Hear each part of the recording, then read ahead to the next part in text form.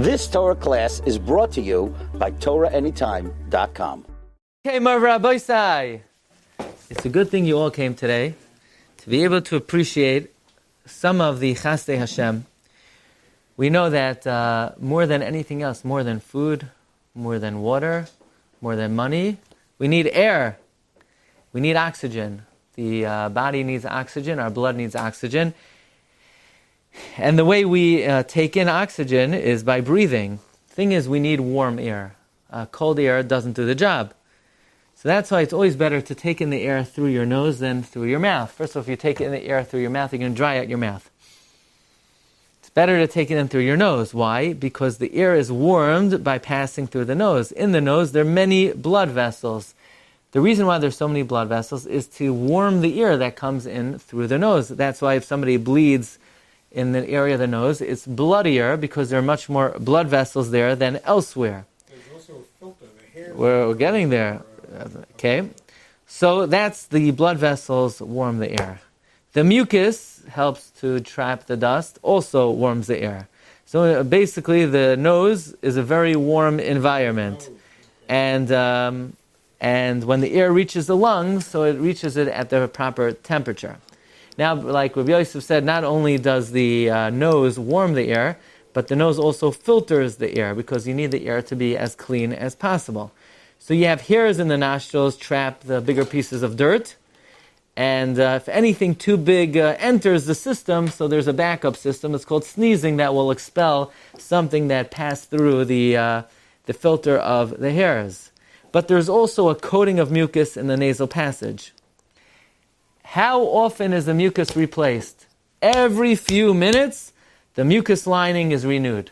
That means every few minutes, your body is producing more mucus, nachamal mucus, nachamal. You're producing a lot of that stuff.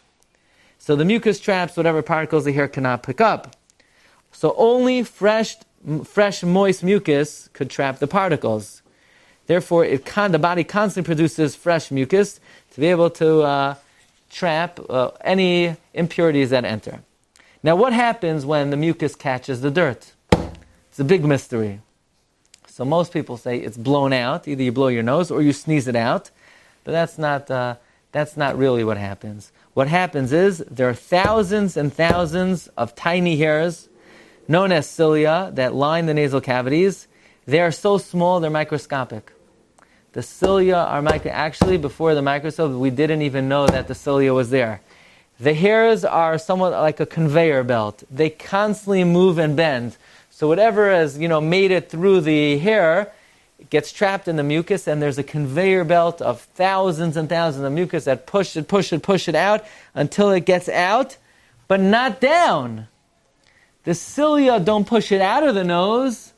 The cilia push it down your body through the esophagus, which carries food to the stomach, and it avoids the trachea. So many people think that most of the impurities is filtered out by the hair, and then the cilia rejects it, just the opposite. The cilia takes it in and sends it through the esophagus, and it actually travels through the digestive system. That's why, that's one of the dangers of smoking. Smoking destroys the cilia. So now the cilia destroyed, it can't get rid of the impurities, and that's why smokers are constantly coughing and sneezing and blowing, and that's why their systems are sullied, but which is enough of a reason to avoid smoking.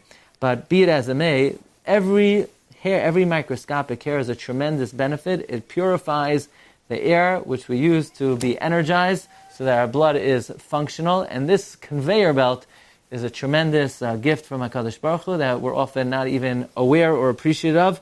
And one of the many of the myriad and myriads of Chasdei Hashem that we experience every moment of life. Have a great day! You've just experienced another Torah class brought to you by TorahAnytime.com.